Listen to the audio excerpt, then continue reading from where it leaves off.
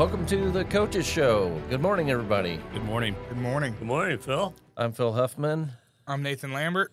Kaz Zinel. And Coach John Reedaboo. Good morning. Well, let's kick off the day. We'll talk about Mishawaka game that occurred last night. We'll have our team captains in, and then we'll talk about sectional.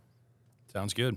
All right. Well, Coach, big game last night, and you started off hot. Talk us through that first quarter and the momentum you were able to build. Okay.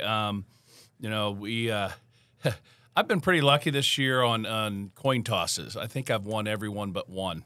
And my typical thing is to defer. So we get the kickoff in the second half, and I changed it up last night and said we want the ball. And so we get kickoff return at the 30. And we don't start off real great. We take a sack on the first play. We have a short run. And then we have a fortunate ricochet. Third and 19.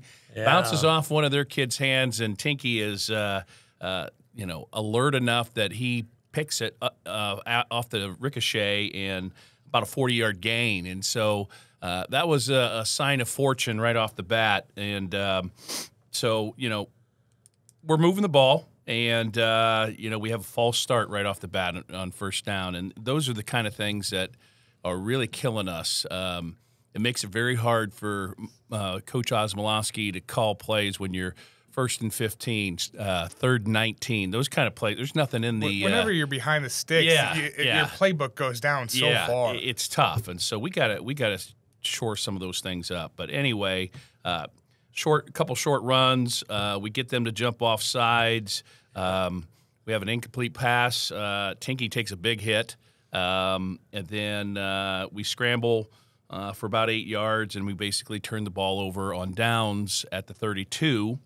And then on the very first play, fortune shines on us. I think it was Donovan Blair forced the fumble, and Peyton Sewell recovers, and we're right where we just left off at first down and 10.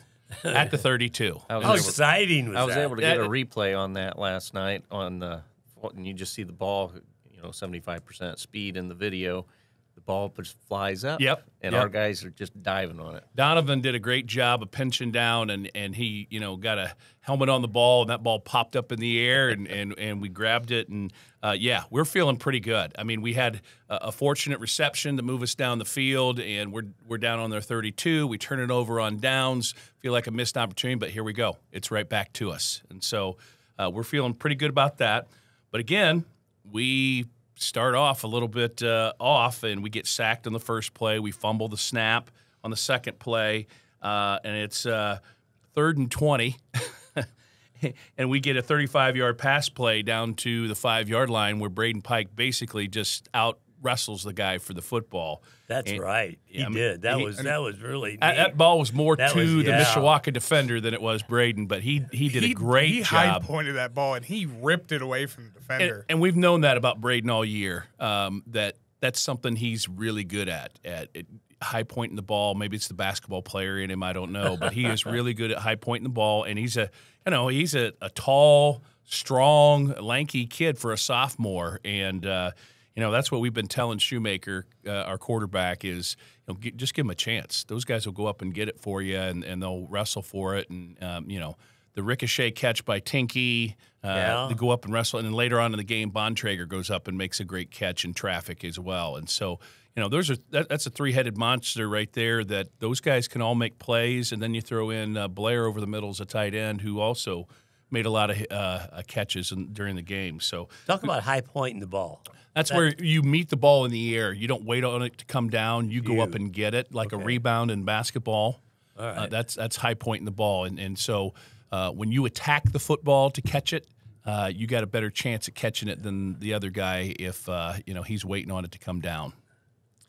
So anyway, we're down at the 5. We bring in our T formation, and we get 2 yards on the first play, and then we do a little play action and catch Donovan Blair in the corner of the end zone for our touchdown and hammer through the PAT.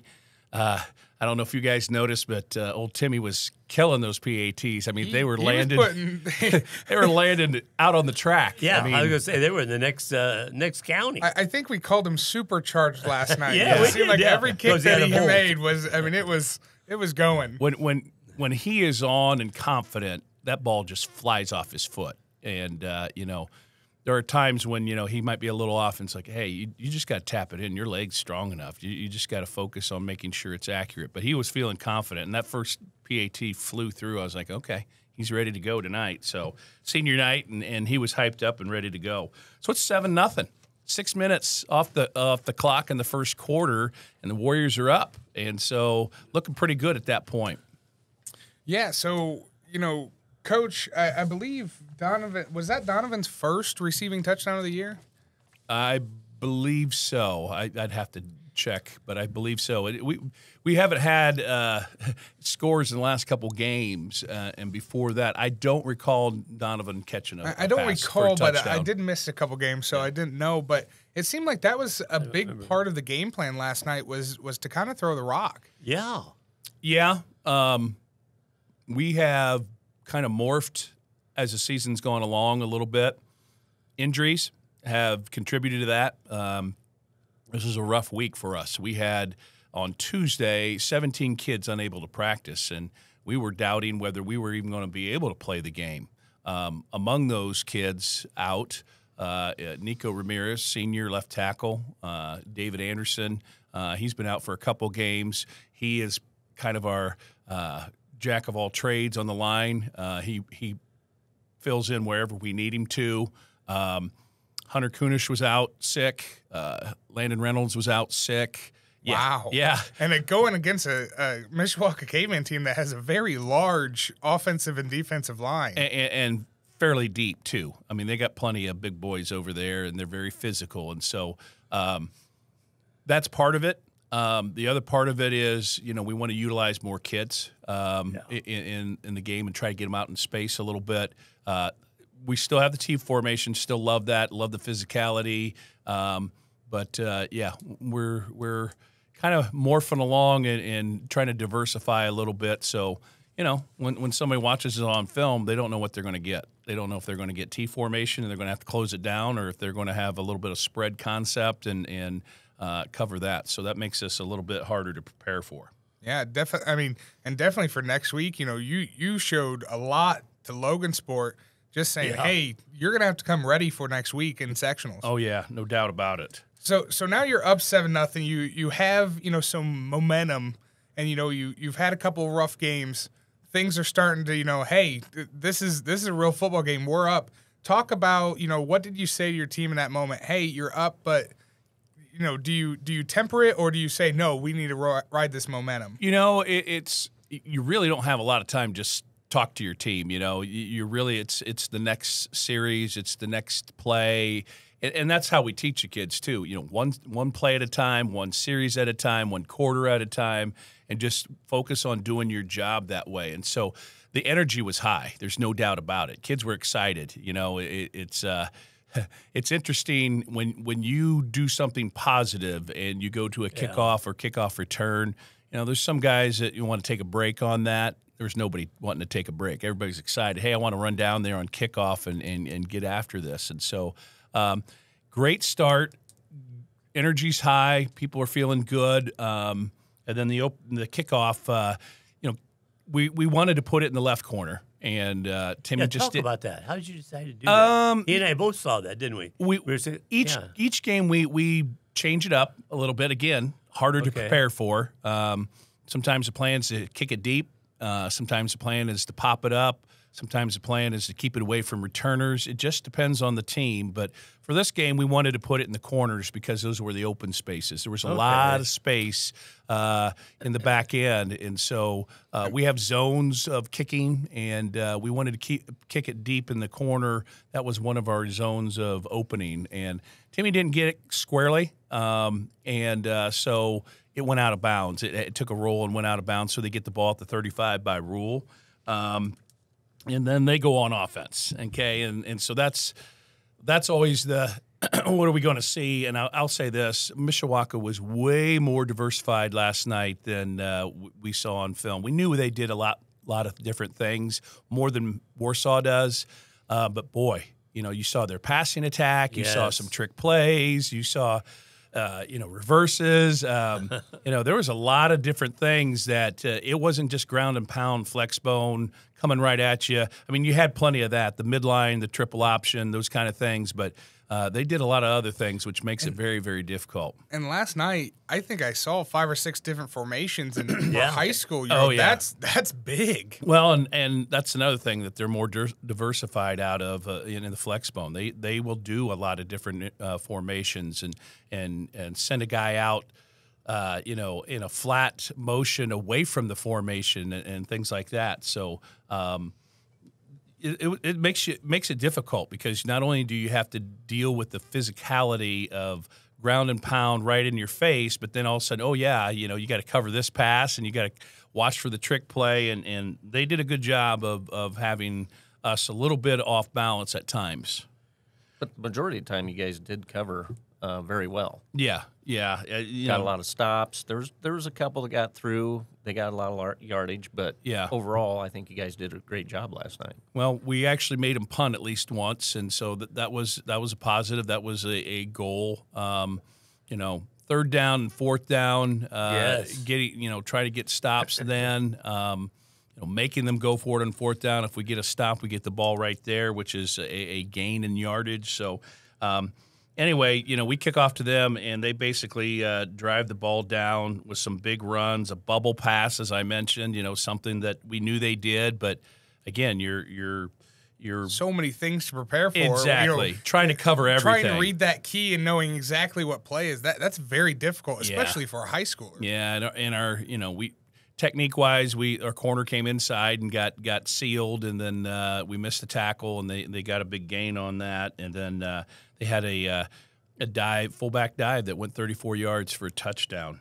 But we stopped the 2-point conversion, so the Warriors are still up 7-6, and a whole bunch of the quarter is eaten up, and that's a positive thing. So again, we give up a score, but everybody's pretty positive. Everything, hey, we're still up. Let's get back at it. I thought that 2-point conversion was really interesting because they said he was saying we were talking about that in the pregame that we thought that they would go a lot of times on 4th down. Yes. And then when we saw them line up for that 2-point conversion, we thought, oh man, they're really positive about what they want to do here. Oh yeah. And and we did a great job, Kaz, last night as far as 2-point conversions. We stopped a lot of them, and they also missed a PAT, and so proud of the boys because that's kind of been a point of emphasis. It's easy to get down. Oh darn, we just gave up a touchdown and not pay attention, and sometimes teams can poke in a 2-point conversion easy on you if you don't pay attention. So. And those points are super important. Very important. Point here. I mean, we just saw it last week. The Purdue Maryland game, for example. Purdue blocks a PAT, and that completely changed the last drive of the game and strategy and everything. So that's got to be that's bit us a couple times this year. Where we're chasing points, and so it is very key. And I've given kids examples of that.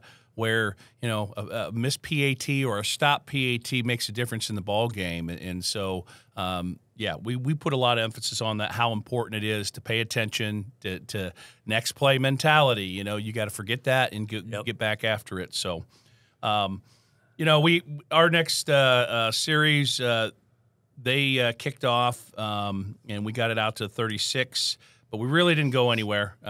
We had no gain. Loss of 2, a screen for 2 yards, and then we're punting again. And again, I want to illustrate Timmy's leg.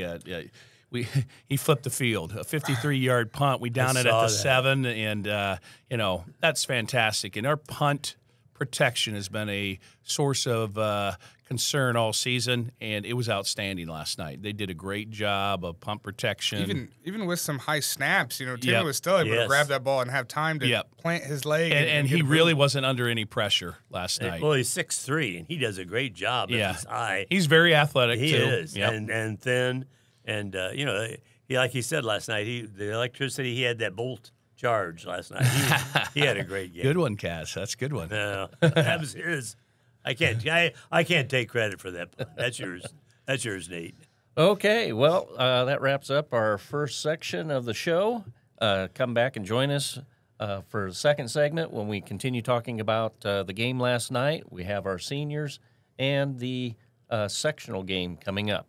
So we'll be right back on 93.7 FM The Mix and 937themix.com.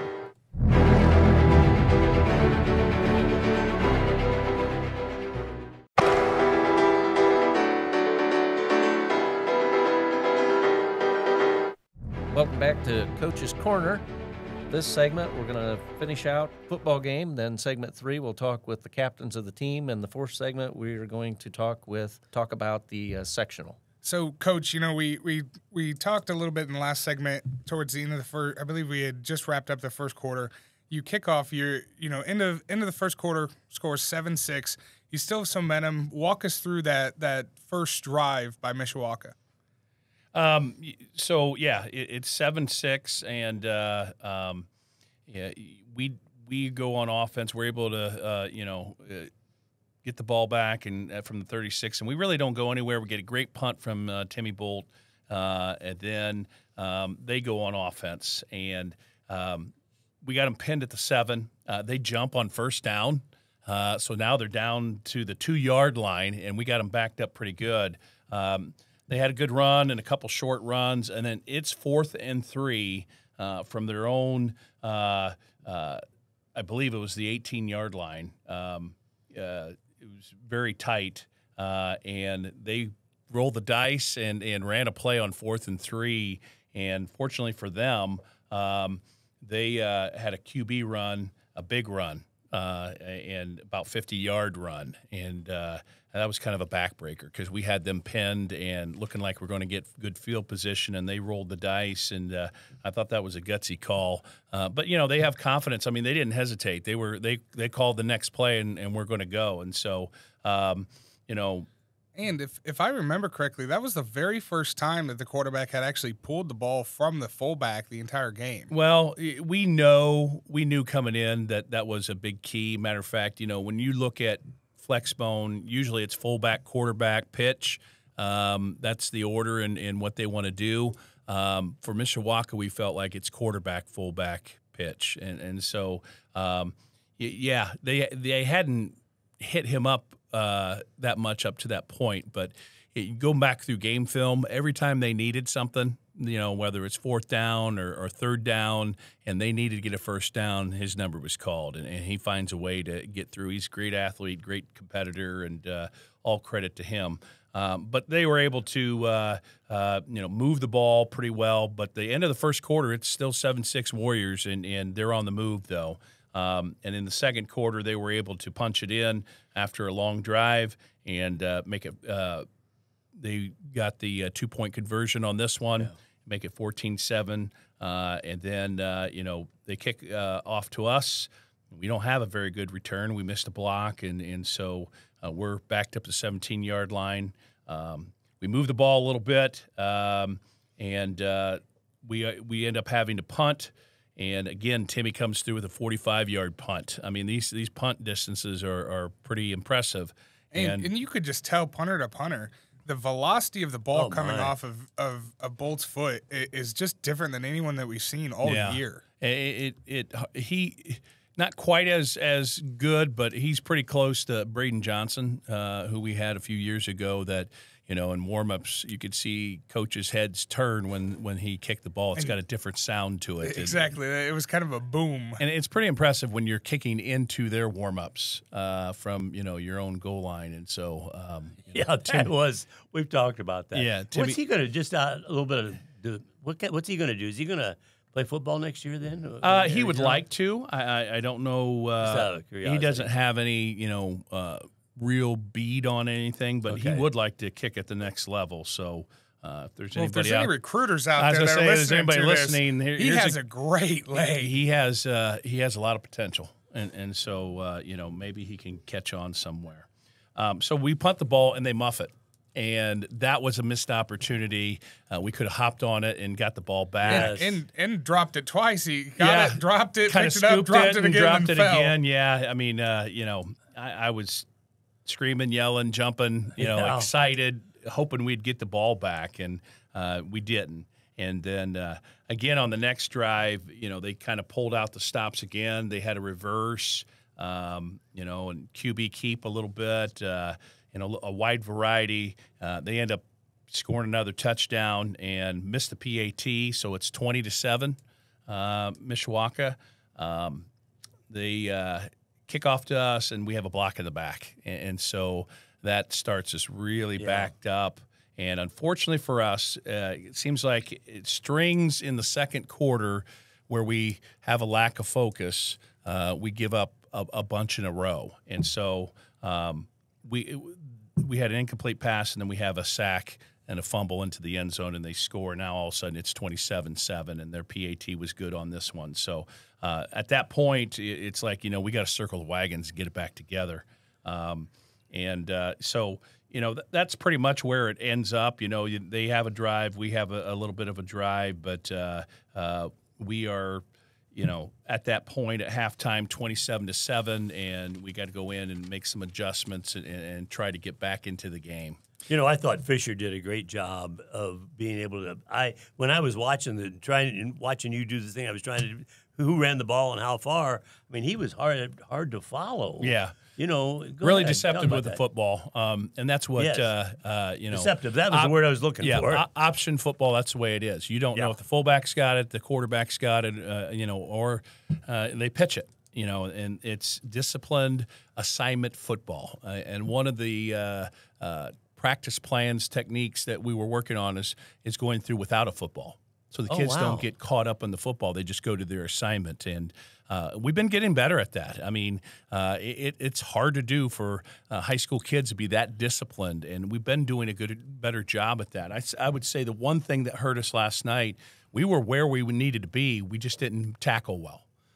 We tackled either too high or we would come up and hit with the shoulder but not wrap up. The kids are where they need to be. We just got to do a better job of executing tackles. And the other thing, you still had like 4 or 5 guys or 2 or 3 guys. Somebody would miss, and there was still somebody chasing. I mean, if you're 10 yards away and you say, "Oh, well, that guy will get him," and he does, then. But these kids are disciplined to close in on the ball carrier, no matter how far away they are. Yeah, that goes into again. That's part of that's taught. That's pursuit drill and swarming to the football and never assume your teammates got somebody down. And so that has been a good thing. And, having the heart to still play through. It's 27-7 at halftime. Where are you going to go from here? They come out the second half, and the first drive, they drive right down the field and score again, 33-7. Again, really mixing it up well, QB keep, fullback dive, option pitch, just a little bit of everything. They're able to, punch one in.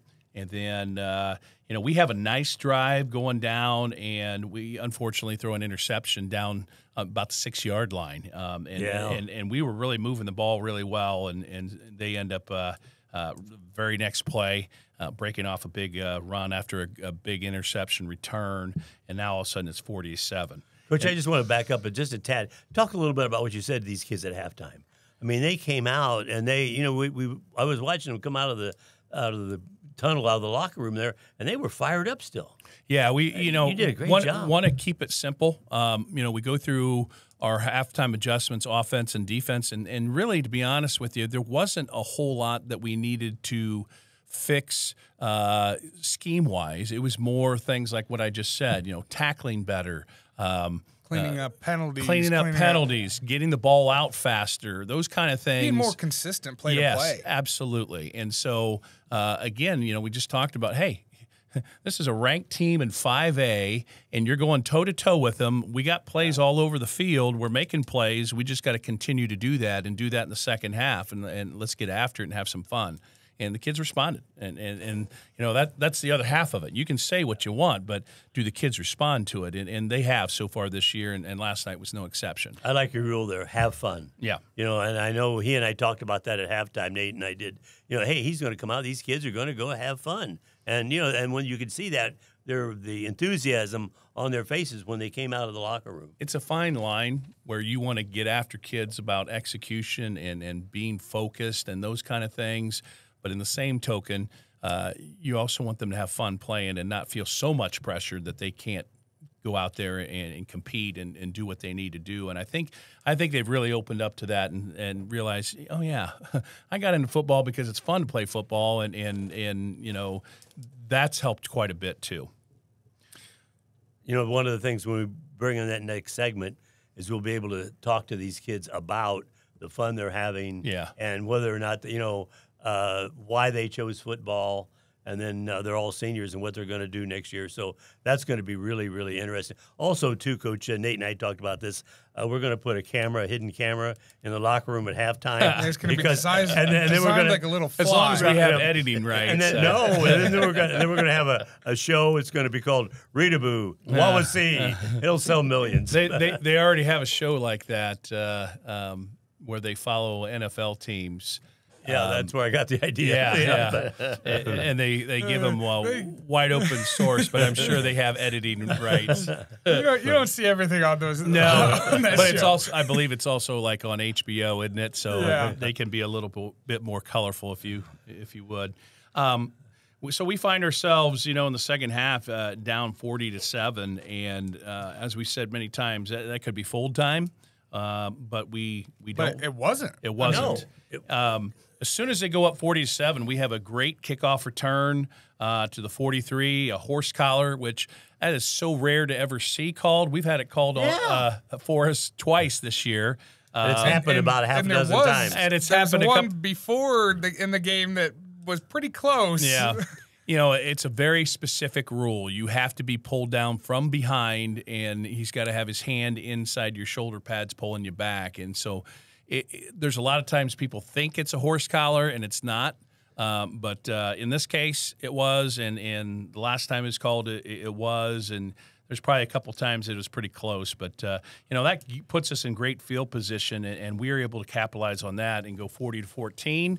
And again, you know, the kids feel pretty good, you know, that we were able to get something going there, positive, something to build on. And then we kick off, and Timmy kicks a great chip shot. You know, if I had a chip shot that rolled back like that, I'd be super happy. And he kicked the ball, and it actually a little bit lower came. handicap there. Yeah. If you were able to Oh, do yeah. that. Heck yeah. But, you know, great kick, and it backed up, and we were able to get down the field and recover it, and we got the ball on the 24-yard line with a chance to, you know, maybe go ahead and poke it in again, and unfortunately we weren't able to do that. So, you know, again, talking to kids about opportunities, you know, we had opportunities. There's times when we went toe-to-toe with a highly ranked team in 5A that, you know, we can compete. And I believe, I can't remember if it was third or fourth down, but there was one where Shoemaker dropped back and threw a ball, and it was going to Pike, and Pike had a seam right up the left side of the field, and that ball was just outside of his fingertips. And, you know, to be able to connect on that would have been, you know, huge. It was. And watching the end zone view of that was very close to being another touchdown. And who knows, you know, 40-21 momentum, you know, what are we able to do at that point? And no, and it proves the point of Warrior grit. Yeah, absolutely. That's the emphasis of that, you know, just keep plugging away, and good things will happen. You know, later in the game, you know, they are able to, you know, take advantage of the ground and pound physicality of the game, and they go up 47-14, and even at one point go up 54-14. And, you know, we're still battling their starters. It's not like we're going against their JVs. This is still their starters in the game and executing. And again, we don't back down from that. And you know, once it gets to that score, it's a running clock. But we were able to drive the ball down the field, 5 pass completions in a row. And Zimmy capped it off with a TD, and then Timmy pounded through the PAT at the end to make the final score 54-21. And so the the score looks more lopsided than the game was. Yes. It definitely was closer than what that final score was. Yeah, and we let a few things get away from us. Otherwise, it'd have been a little tighter. So we're really proud of the boys as far as competing all the way through the fourth quarter, and that's been a point of emphasis. We're proud of their attitudes and how they go about it. You know, not getting down, woe is me, that kind of thing. Yes. That's part of warrior grit. And, you know, we're trying to build for the sectional Logan Sport coming up. And so no bad intentions of Logan Sport, but they're not Mishawaka. They're not Northwood. They're not Warsaw. I mean, they're not on the par of those teams that we go against. And so we're looking at that as they're preparing us for the sectional. And so Yes. kids are excited. I think they're looking to, you know, start a new season right now, and everybody's 0-0. Or 0-0 to be technically right, but we got a newfound positivity and hope that, hey, let's go ahead and get on a roll. Anything can happen at this point. All right. Well, that wraps up our segment 2. And when we come back from break, we'll meet our captains, and then we'll talk about sectional. You're listening to Coach's Corner on 93.7 FM The Mix and 937themix.com.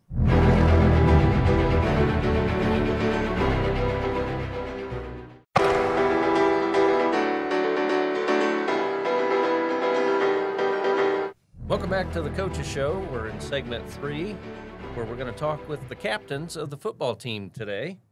And we have David Anderson, Cameron Zimmerman, Brendan Freeman. Awesome. All right. Take her away. Well, for the fans at home, just point out who these guys are. David Anderson's number 53 on the football field. He's a linebacker and offensive lineman for us, and, of course, one of our captains. Cameron Zimmerman's number 30, and we moved him to defensive end this year, and he's doing a great job with that move, and our running back. And then Brendan Freeman, offensive line and defensive line. He's the guy with the club, number 54. He's got a cast on his wrist, and I kid him about that. The club, we got to pad that thing up really good before games. But those are our 3 captains. They have done a fantastic job. You couldn't find 2 or 3 finer young men out there. You know, their parents should take great credit in that, raising fine young men. They are leaders on the field and off the field. You know, they were all part of accountability groups and summer leadership workouts, getting the team ready to go, enthusiasm, and lead by example. Their work ethic and what they do in practice and do in games. And very proud of these 3 as well as the senior class. This is my first group that's gone through 4 years in our program, and you know, you may not notice it on the win-loss record, but we are definitely a different team than we have been in the past. And the physicality, the fight till the end, never give up, great effort, good attitudes is attributed to these guys. So, Kaz and Nate, go ahead and fire away some questions at these guys. Well, my first question here is, he said 4 years that you've been in this program. Are you tired of hearing Coach Reedaboo yell yet? Go ahead. Crickets Freeman, there. go ahead. Yeah. Go ahead. There we go. You know, some days are better than others. But I can't remember time he's ever chewed me out too bad. Well, that's too bad. I mean, that's not the reputation. Maybe that for he launching has. a long snap Oh, over the punter, maybe. But That does give me heart palpitations, that's for sure. Anderson, let's start with you. Tell me a little bit about football and how you liked it, how you got started. Well, Go ahead. David's a great story. Oh, let's hear it. Go ahead. well, I started as a freshman. Never played before. Never played in middle school, and actually, Coach Zapes kind of got me into it. So I was like, all right. So I started, and then first couple weeks of actual contact as freshman, I had a bad ankle sprain. Was out till week 4, and then I was playing inside linebacker. Then they moved me to O-line. So I played O-line the rest of my freshman season. It wasn't until my sophomore year they moved me to O-line and linebacker, and I really enjoyed playing inside linebacker, and that's where I've been for the past 3 years. So, and go ahead, Freeman, talk a little bit about your experience and how much you just appreciate playing football and how it's, there's just a whole lot in football. I think that's the toughest sport that you got to be able to play. Oh, yeah, you got to be very physical and tough. You can't play it soft, My experience was that, have fun while playing. I've had Wow, fun. I like that. Have fun. We've heard that before. Yeah. Yeah, that's one of Coach's main philosophies. Yeah. Yeah. And I've had fun past years I've played. I think I started in second grade. Whoa. When I was first Pee Wee program Yeah. through middle school, and so you've had a lot of experiences. Now, Brendan's also got a interesting story. He's battled injury for the last 3 years. Take us through that from your sophomore year till now. So my sophomore year, I was playing linebacker, and we went up to Mishawaka Marion to scrimmage them, and then so I made a tackle, and I put my left wrist out, and I landed on it, and I felt a pop, so it started hurting me. Then I went to our trainer. I'm like, hey, I think I hurt my wrist at our scrimmage. He's like, well, we'll see what's wrong with it, do some exercises with it, see, It only swelled up like once. I think that was right after, but it wasn't nothing serious. No, it's broke. So you basically went through the rest of the season with that wrist and just kind of dealt with it and just felt like it was a nagging injury and pushed through. And then was it the following baseball season then it really started to give you fits and problems? And go ahead. Yeah, it was during baseball season. It was really, really bothering me. So I'm like, Mom, we got to go to the doctor. Something's wrong with my wrist. So we went to the doctor. He said the bone, it's been broke since August that past year. And so the bone was deteriorating, and I had to get surgery. Went through 2 surgeries so far, and You missed all of last season. Yeah. Weren't able to play, which was a blow to us last season because we're counting on you for a couple of different areas, and I bet that was rough going through the whole season not being able to play after playing all these years. Now you got to watch it from the sideline. Oh yeah, seniors last year I played with them forever. I started, and just not playing with them really was pretty tough. Yeah. And so this year, coming in the year, you start the season off casted, and we're hoping that we get progress and we're able to get the cast off. Right. But make a long story short, we get to the season and you're still going to be casted, but you're not going to let that stand in your way. You were bound and determined you're going to play this year, right? Oh yeah, I wasn't going to sit out this season, especially senior year. And Brennan is in the trenches on every play on both sides of the ball, and there's some big boys out. He's a big boy, but there's some bigger boys out there that he battles with all the time, and he's had some nagging injuries, whether it's been a groin or other things, and he's just pushed through that and done a great job for us. Coach, I was going to say, talk a little bit. Are you going to be able to do baseball? No. Yeah, go ahead. I'm curious. I don't think I'm going to do baseball. I think I was only sophomore year type thing. I was like, there's something to do. Yeah. All right, let's hear from Cameron here on his football story on how he came here. Okay, so to start it off, back when I was young, I was not a sports kid. I'd rather be hunting and fishing, out playing in the dirt, doing farm stuff, than being on the field, being on anything like that. But in middle school, I had some people convince me to go out for football and to go out for wrestling. And I'm like, you know what? Let's just try it. So I went out, tried it, and turned out I wasn't half bad.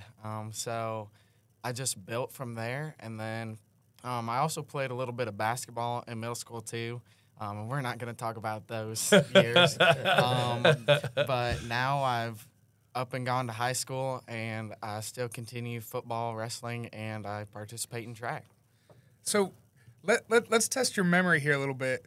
What was the play that we called over and over and over again your 7th grade year? I think it's a stretch, maybe. It was a wide 9 pitch, swing out, and we ran that play to death. And every single time you'd get the edge and beat someone, and it was just amazing to watch. And it was amazing to play. He enjoyed that quite a bit, I'm sure. Cameron's a 3-sport athlete, and he does very well in wrestling and great track runner, hurdler. When he was a kid in middle school, Roger Vorel, who was coaching with me at the time over at Milford, we both recognized this kid's built pretty good. He should be playing athletics, and so kind of nagged his mom a little bit and got him going. And once he got in it, he flourished. So Cameron made a move this year. He had been linebacker, and we moved him to defensive end to try to get a little more speed and a little more depth up front. And he's embraced that and really has been very, very effective off the edge for us. And I think he's enjoyed it quite a bit, wouldn't you say? Oh, yeah. I mean, sometimes it's a little challenging when you have a guy that's 100, 200 pounds heavier than you, and you're just a little kid out there, and you're outsized in every aspect. But it sure is fun. I get to use my speed and strength, and there you go. Not half bad at that either. And you got a motor. You're not a slow twitch. You're a fast twitch. You got a motor coming off the edge of the ball. We always say, at one level, if you're not the fastest guy at a linebacker, then a move up to defensive line, you suddenly become a fast defensive lineman. And so moving closer to the ball sometimes increases your speed in your position and increases your overall team speed. And that was something we were looking at with Cameron. One of the other things I noticed about you, Cameron, is once you get hit, you still don't stop. I mean, you've carried people with you from anywhere to 1 to 5, 6, 7 yards, and it's taken 2 or 3 people to stop you. Talk us a little bit about that. I mean, that is really that's a tremendous asset, especially in your position. Okay, so yeah, I try to do that. I'm gonna play with as much heart as I can, and I'm gonna be the best that I can be. And if that means I got to carry a guy 10 yards, then that's what I'm gonna do. I would say a lot of strength comes into that, but even more so, it's a mindset. I mean, you can either get hit and be like, oh, man, I just got hit. That's enough, and I'm going down. Or you can say, I'm going to get 1 more yard, just 1 more. And then that 1 more turns into 2 and 3 until eventually you're brought down by like 5 guys. But up until that point, you just got to switch your mindset that you got to do everything you can and not be denied of your gains. Yeah, legs churning, keeping the feet moving, running low, those kind of things. And the area that Cameron's really improved this year is his vision. He sees holes and make a jump cut, slide cut, and hit that hole hard. And he's been effective doing that. Let's go around all 3 captains and talk about. I know you may not have fully made a decision, but where do you see yourself going this next year after high school? We'll start with Brendan. So I've been taking the welding class here at high school, and I've really come to like that. So, I think I'm going to go find a job after high school, weld, or maybe go to the trade school, learn some more welding. Very good. Very good. And you seem pretty excited about that. You kind of found your niche, and that's what you want to pursue. If you're a welder, you get to stick things together. No, that was pretty bad. Cameron, what are you thinking about doing? That is a great question. So I've got a lot of options. I've been accepted into my number 1 and number 2 school, which is Kansas State and Iowa State. Oh, my God. And I either want to pursue athletics, swine nutrition, or go into ministry. Wow, that's a wide variety of things. How are you going to narrow that down? Just feel it out, keep walking, and see what pops up. All right, cool. Do all 3. I'm fine with that too. You might be able to squeeze all 3. I'm not sure. Just really quickly, tell me how did these 2 schools that are more than 30 miles away, how did they get to contact you? So I went on to some college visits, and I didn't really know what to do on my college visits, but I kind of had an idea, so I went in for like ag business and animal science, and I went to tour these colleges, and they have some great agriculture programs. Purdue is known for good agriculture programs as well. Why out Midwest instead of locally? You want to get away from here and experience some more of the country? Is that what it is? Oh yeah, that's definitely one of the factors. The world's bigger than this small town, but at the same time, I don't know what it was about them, but it just clicked with me. Good, good. And David, what are you thinking about doing? Well, I'm not as crazy as Cameron, so I'm going over to a smaller college, University of Northwest Ohio, just 2 hours east of here to do diesel and ag mechanics. And what made you decide that's what you want to do? I know your background, but fill the people in with your background. Yeah, so my family is a 3-generation farm. I've been growing up around there my whole life, and I've always been interested in machinery and gearhead and working on stuff. And, you know, a typical 4-year college isn't the thing for me. So it's a smaller school, and I also like that part of it, and it's going to be a good fit for me. Awesome. And I've been there and I've toured it, and it is a great school and very interesting. The different things that, you know, they're specific in auto mechanics mainly, but they have so many different branches there too that you can, you know, break off on. Oh yeah, it was really cool. I took a college visit there back in the spring, and I was really impressed with everything they had, and it was really cool, and it's right up my alley. You know, one of the things I've talked about, and you and I have talked about this a lot, Nate, is this different stuff that you can take. Here, look, we got one guy going to go be a welder, they'll start out a huge amount of money. We got a guy going in agriculture, 30th generation, and then we got somebody going in diesel mechanics. So you guys, I mean, it's the Wawasee has given you this opportunity, and all the classes you've had to take. Coach, I just think this is and they've even put up with Coach Reedaboo for all these years, and look how they've turned out. Cass, I don't know what you're getting at. The last couple programs, you really have been taking some shots at me. We're gonna have to have it out here.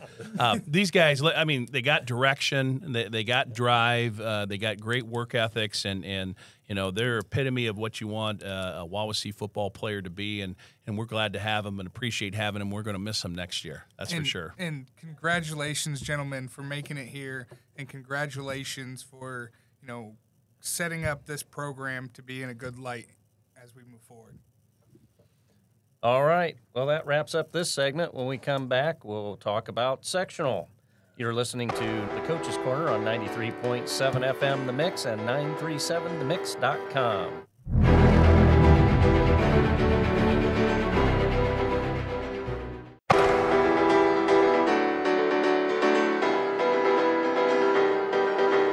Welcome back to the Coach's Corner. I want to thank the captains of the team coming in, taking time out of their day to come in and talk to us today. But now the big one, sectional. Let's take her away. Well, it's a new season. You know, you work the regular season to work to this point. You want to be peaking or playing your best football at tournament time. Regular season means a lot in your conference and you know, fine-tuning your team and getting them ready. But, you know, it's to work for the tournament. And so unfortunately, my opinion is it should be seeded. You should get something for your regular season and do well. But right now it's not seeded. So you can draw. It's a random draw. You don't know if you're at home, if you're on the road. And our sectional change this year, we're now in sectional 18, which means that we are in a sectional with South Bend schools, South Bend St. Joe, Riley, and trying to think, Washington. Washington. And then we also have conference schools, Northridge, Northwood, and Plymouth. And then we have Logansport, which is it's a short drive. Everybody's close, right? It's like where's this coming from? But Logansport's kind of in an area where they're the biggest school in that area, and there's not a lot of schools their size in that area, and so. Looking at it ahead of time, we're like, boy, that wouldn't be a fun thing to draw Logansport at Logansport. That's going to be a long bus drive, and lo and behold, we joked about it on this show a couple weeks in a row. And so that's the way it turned out. It's almost like you're you mentally make it happen somehow when you say, boy, that would be like the least, I don't know, appetizing trip on the whole slot, and that's what we get. You know? Do they do that? I've looked it up at least a half a dozen times, but my brain, because Prevision doesn't work anymore. But do they, when they draw that out, do they try like Wawasee was the first one? Does they and then okay, well, I'm going to draw out the second one? Yeah, and the whole thing Logansport is a random draw, and it's already done when they do the show. They just pop it up on the screen. So you know. It's really weird. I mean, there was a couple years in a row where we were at Northwood, and it was like, really? I mean, this is a repeat. This is a repeat. And so, you know, this year we're in a new sectional, and we happen to get the team that's the farthest away. I mean, imagine, if you will, Northridge Logansport. You know, Northridge is farther north and east than us, and that's even almost like farther. a semi-state style game. Yeah. I mean, that's a great distance, a huge distance. So it's an hour and a half by car, and so it's going to be closer to 2 hours by bus. And we're on fall break, and so we're able to set our leaving time. We don't have to get out of school early, so we can set our bus departure time a little bit earlier so we can get down there in time to have a proper warm-up and ready to go. And plus, being on a bus for that long, we're going to have get out and stretch. Coach Galan is going to have to do a good job of getting us flexible and mobility going when we get, as soon as we get off the bus. Well, Coach, I just want to talk just briefly again. We've discussed this before, but I want to hear about it. Having all week off and then having to play a extremely important sectional game. Yeah, that is not ideal. When they proposed the fall break being a full week, most people are like, yeah, a week-long break, that'd be awesome. And football coaches are like, no. That's not awesome. Kids are creatures of habit, routine, and when you take them out of that routine, it becomes difficult. And how is that difficult? Well, they don't have to get up early for school. So that gets them out of the routine. You know, you don't want them sleeping in all day. You know, staying up all night. Yes, staying up all night is another thing. And so they get them out of routine. And so they also, if you think about some younger kids or kids that don't have a vehicle, they have to get rides each day. And so that becomes a factor. And so all of that contributes into it. But, you know, it is what it is. And we have to adjust and adapt and overcome. I mean, kind of a Marine Corps motto, but we have to adapt and overcome and figure it out. And that's what we're going to do. So tell us a little bit more about these Logansport berries. Yes, I did look it up for our listeners from last night. Logansport berries is who we play on Friday. You know, tell us about, you know, what they do. What do they like to do, and what are you looking to take away from them? Well, you know, looking at Logansport, we don't know a whole lot about them because we don't play each other hardly ever. We've not been in the same sectional. We don't have any common opponents.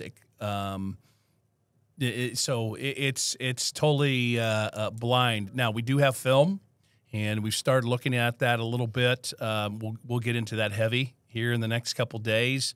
I'm from Winamac originally, and Logansport's just down the road, so I'm somewhat familiar with Logansport. Their head coach, Mike Johnson, former coach at Pioneer, who had lots of success there and has taken his coaching talents to Logansport, and he's been there for a few years, so he's starting to get them entrenched in what he wants them to do. Logansport typically is hard-nosed, tough kids, and they've had a 6-2 record this year, but that you know, no fault of their own. It's a schedule is what they have. They've played 2 teams with a winning record, and so that 6-2, we feel like, you know, it may not be as daunting as you know, a 6-2 team in our conference. And so we feel like our conference is a strong conference. You know, a couple of their victories are against 0-8 teams, and a 1-7 team. And so we're kind of looking at that as you know, this is a team that we could probably play with, and a team that we can compete with, and really ultimately get a victory on. And so the one impressive thing is they played a Kokomo team pretty tough earlier in the season, and Kokomo was undefeated until last night. They were 8-0, and so they are they have ability and they're good enough to go toe to toe with a good team. So our kids have hope and are excited, and they've looked at the record of their opponents and the record of our opponents. It's kind of reversed with the victories and losses, and so logically they look at that and say, hey, you know what?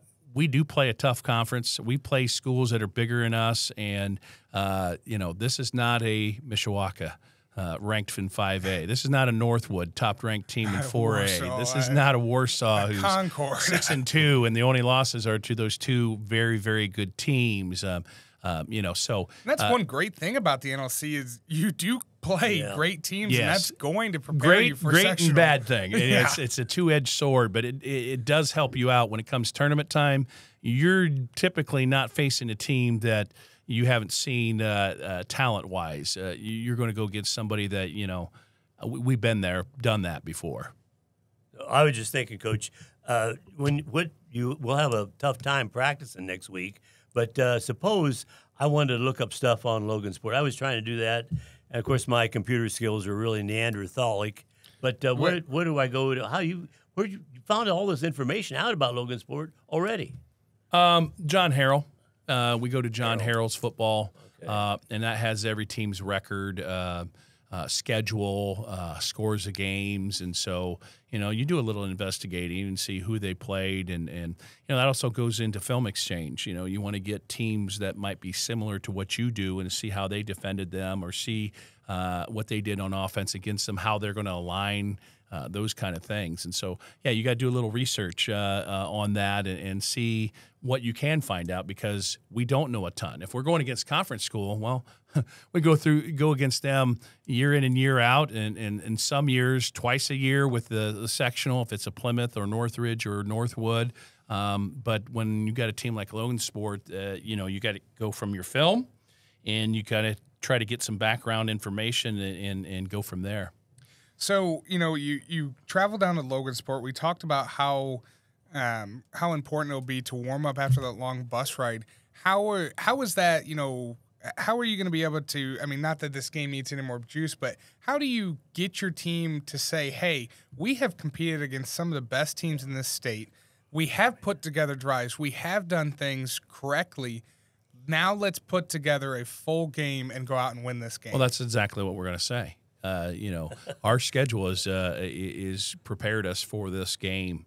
And again, no offense to Logan Sport, but we feel like we play in a very tough conference, and we've gone toe-to-toe and competed well against some teams in our conference. The scores may not show that, but we know we have made plays, and we know we have been our own worst enemy at times, not executing, not being focused. And you can just tell the kids are excited and have great hope and want to go down to Logan Sport and get a victory, and they're buying in right now. We've already talked about it, and we mentioned it last Saturday and said, okay, this is who we got, and this is what it looks like overall. Their record and their opponent's record and who they played and who we play. Now we're going to not talk about that anymore. We're focused on Mishawaka, but after Mishawaka's over, then we'll get into this even deeper. But you can tell in comments along the week. Comments after the game.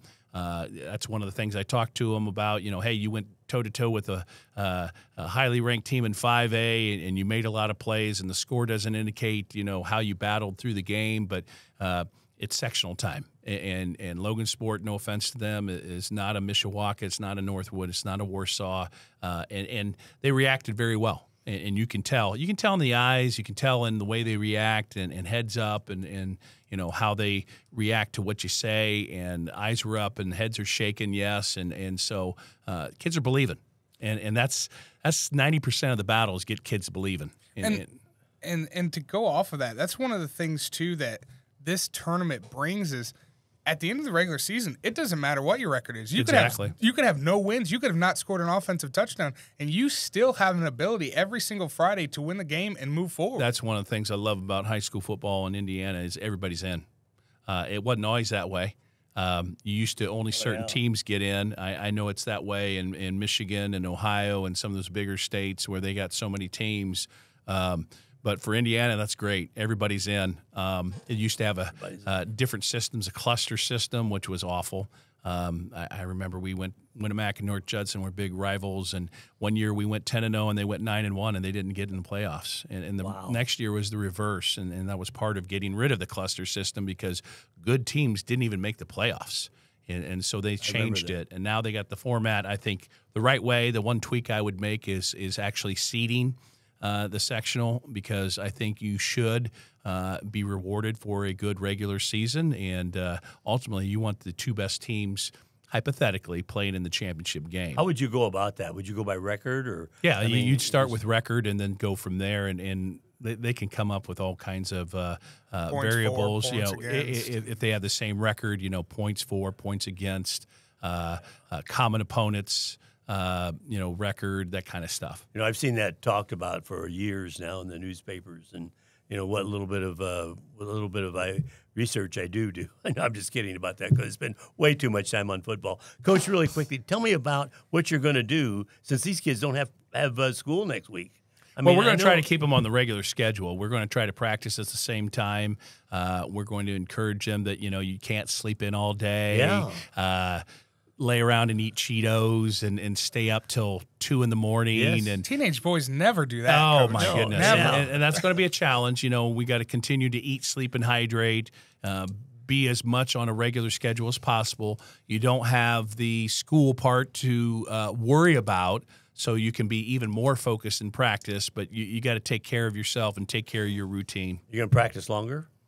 No, that's what I would do if I were. No, at this point of the I'm just season, kidding. that's a good question. And at this point of the season, we actually, practices get over a little bit earlier.